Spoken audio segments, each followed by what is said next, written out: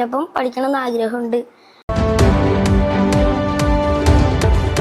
ചെറിയ പ്രായത്തിൽ വലിയ പ്രതിഭയുടെ മികവ് കൊണ്ട് മലയാള സിനിമാ ലോകത്തേക്ക് അരിസ്തി കുറിച്ച ഒരു കൊച്ചു മിടുക്കനുണ്ട് കരിങ്കല്ലത്താണി.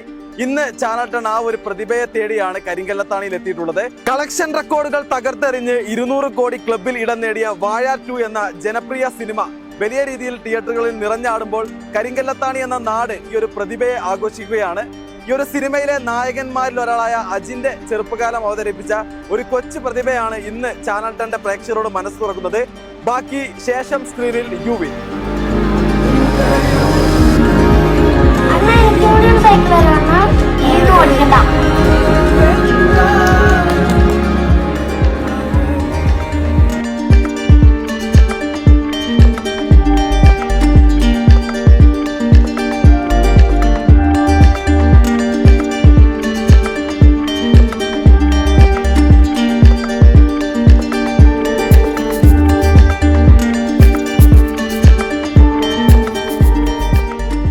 മലയാള സിനിമയിലേക്ക് തന്റെ ആദ്യ സിനിമയിലൂടെ ഹരിശ്രീ കുറിച്ച യുവിൻ മോൻ ചാനലിന്റെ പ്രേക്ഷകരോടൊപ്പം കൂടെയുണ്ട്. എന്തായാലും ഒരുപാട് സന്തോഷമുള്ള ഒരു നിമിഷമാണ്.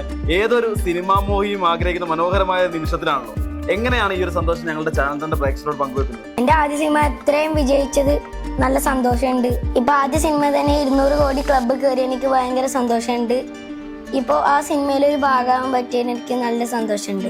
പ്രായഭേദമന്യേ എല്ലാ ആളുകളും ഒരുപോലെ ആഗ്രഹിക്കുന്ന ഒരേ ഒരു കാര്യമാണ് എല്ലാവർക്കും സിനിമയിൽ അഭിനയിക്കണമെന്നുള്ളത്. എങ്ങനെയാണ് യുവിൻ ഈ ഒരു സിനിമയുടെ ഭാഗമായത്? ഓഡിഷനിലൂടെ ആയിരുന്നു.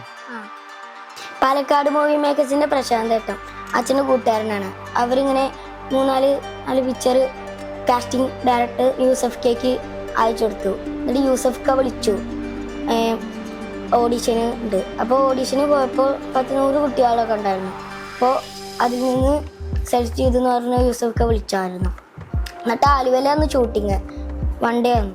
എങ്ങനെയാണ് അഭിനയ മേഖലയോടുള്ള ഒരു ഇഷ്ടം തോന്നി തുടങ്ങിയിട്ടുള്ളത്? പണ്ട് റീൽസ് ഒക്കെ ചെയ്യാറുണ്ടായിരുന്നു, പണ്ട് വീഡിയോസും സംഭവങ്ങളൊക്കെ ചെയ്യാറുണ്ടായിരുന്നു, കലോത്സവങ്ങളിലൊക്കെ പങ്കെടുക്കാറുണ്ടായിരുന്നു. എനിക്ക് ഈ സിനിമ ഒക്കെ ചെയ്യാൻ നല്ല ഇഷ്ടമൊക്കെയാണ്. പിന്നെ ഡാൻസ് കളിക്കും, ചിത്രരചനയ്ക്കൊക്കെ കൂടിയുണ്ട്. കലോത്സവത്തിന് ചിത്രരചനയ്ക്ക് സമ്മാനമൊക്കെ കിട്ടിയിട്ടുണ്ട്.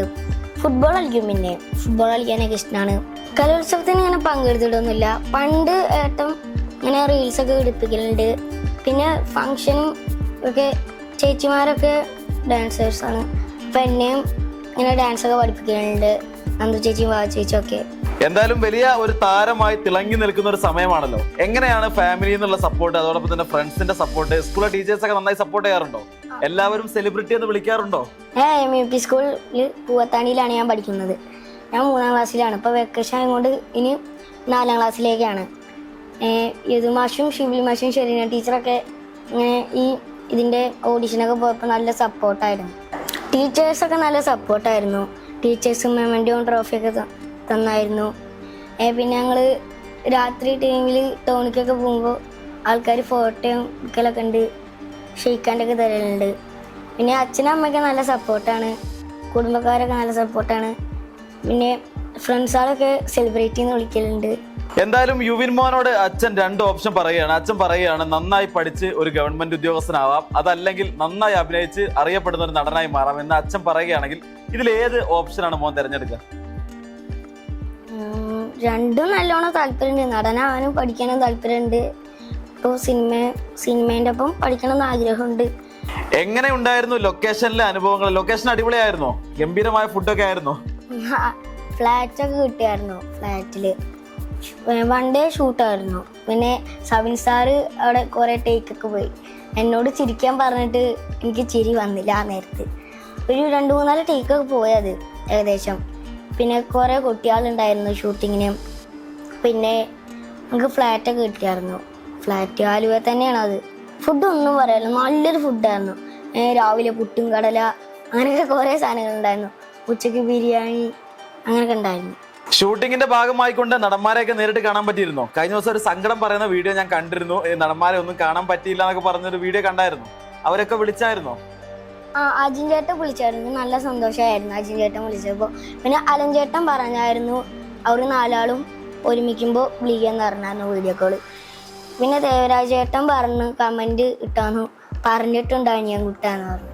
സെലിബ്രിറ്റി ആയതിനു ശേഷം എങ്ങനെയുണ്ട് തിരക്കുകളൊക്കെ, ഉദ്ഘാടനങ്ങളൊക്കെ വന്നു തുടങ്ങിയോ? എങ്ങനെയാണ് അടുത്ത സിനിമയിലേക്കുള്ള കോളൊക്കെ വന്നു തുടങ്ങിയോ? ഉദ്ഘാടനം ഇതുവരെയായിട്ട് വന്നിട്ടില്ല, വരുമ്പോ പോവും. പിന്നെ സിനിമ വിളിച്ചായിരുന്നു, തലവര ചെയ്ത ഡയറക്ടർ ആണ് ഒരു പടം ഫിലിം, അതിന്റെ പേരങ്ങനെ പുറത്തറിയിച്ചിട്ടില്ല സിനിമേന്റെ. പിന്നെ ഉദ്ഘാടനം ഇനി വരിക വെച്ചാൽ പോവും, ഇതുവരെയായിട്ടും വന്നിട്ടില്ല. എന്തായാലും ഈ ഒരു സിനിമ വളരെ സൂപ്പർ ഹിറ്റ് ആയിക്കൊണ്ട് തിയേറ്ററിൽ മുന്നേറുകയാണല്ലോ. അപ്പൊ ഈ ഒരു സിനിമയിലെ ആരെപ്പോലെയാണ് ഭാവിയിൽ ആവണമെന്ന് ആഗ്രഹം? അലനെ പോലെയാണോ, ആഷിനെ പോലെയാണോ, അജിനെ പോലെയാണോ, അല്ലെങ്കിൽ വിനായകനെ പോലെയാണോ? ആരെ ആവണമെന്നാണ് യുവിൻ മോന്റെ ആഗ്രഹം? അതല്ലെങ്കിൽ എനിക്ക് ഞാൻ തന്നെ ആയാൽ മതി എന്ന കാഴ്ചപ്പാടാണോ? എനിക്ക് ഞാൻ തന്നെ ആയാൽ മതി. അത് 4 പേരും എനിക്ക് ഷൂട്ടിങ്ങിനൊപ്പം നല്ല കാണാനും നല്ല ആഗ്രഹം ഉണ്ടായിരുന്നു. ഇപ്പോൾ അജിൻ ചേട്ടൻ വിളിച്ചുകൊണ്ട് എനിക്ക് നല്ല സന്തോഷമായിരുന്നു. അലൻ ചേട്ടൻ വോയിസ് ഇട്ടായിരുന്നു, ആഷിർ ചേട്ടൻ ഞാൻ വിളിക്കാൻ പറഞ്ഞായിരുന്നു, പിന്നെ ചേട്ടൻ ദേവരാജ് ചേട്ടൻ പിന്നെ കമന്റ് ഇട്ടാന്നു. ആ ഒരു സിനിമയിൽ ഹൃദയസ്പർശിയായ നമ്മളെ കണ്ണ് നനയിപ്പിക്കുന്ന ഒരുപാട് നല്ല രംഗങ്ങളുണ്ട് അല്ലെ? സഹോദര ബന്ധങ്ങൾക്ക് അത്രത്തോളം പ്രാധാന്യം നൽകുന്ന കുറെ സീനുകൾ അല്ലെ? എങ്ങനെയാണ് വീട്ടില് ഏട്ടനുമായിട്ട് തല്ലുകൂടാറുണ്ടോ? നിങ്ങൾ 2 പേരാണോ? 2 പേരാണ്.